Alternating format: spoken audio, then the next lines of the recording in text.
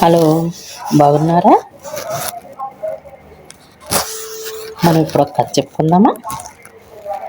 మనసే సాక్షిట.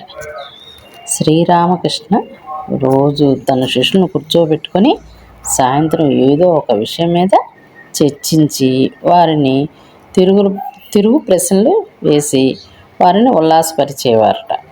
ఒకరోజు రామకృష్ణ శిష్యులతో గడిపేటప్పుడు వారికి ఒక పని అప్పచెప్పారట. ఆ పని ఏమంటే, వారి ఇళ్లల్లో నుంచి ఎవరు చూడకుండా ఒక పిడికెడు బియ్యం తెమ్మని అన్నారట. వారు అలాగే రేపు తీసుకువస్తాము అని వాళ్ళందరూ వాళ్ళ ఇళ్ళకి వెళ్ళిపోయారట. శిష్యులందరూ మరి రోజు వారి ఇళ్లల్లో వారు ఎవరూ చూడకుండా అందరూ ఒక పిడికెడు బియ్యం తెచ్చి గురువుగారికి సమర్పించారట. అందరూ ఇచ్చారు, కానీ వారిలో ఒక శిష్యుడు తేలేదని చెప్పాట.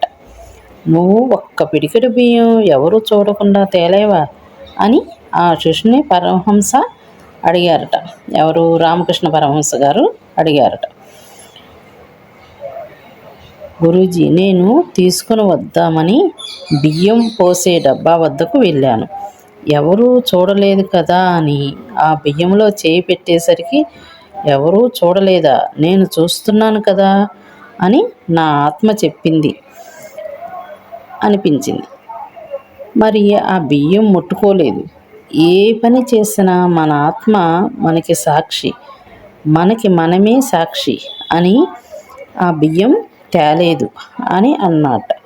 అప్పుడు రామకృష్ణ పరమహంస గారు శిష్యులతో అంటారట, మంచి చేసినా చెడు చేసినా మన ఆత్మ మనకు సాక్ష్యం.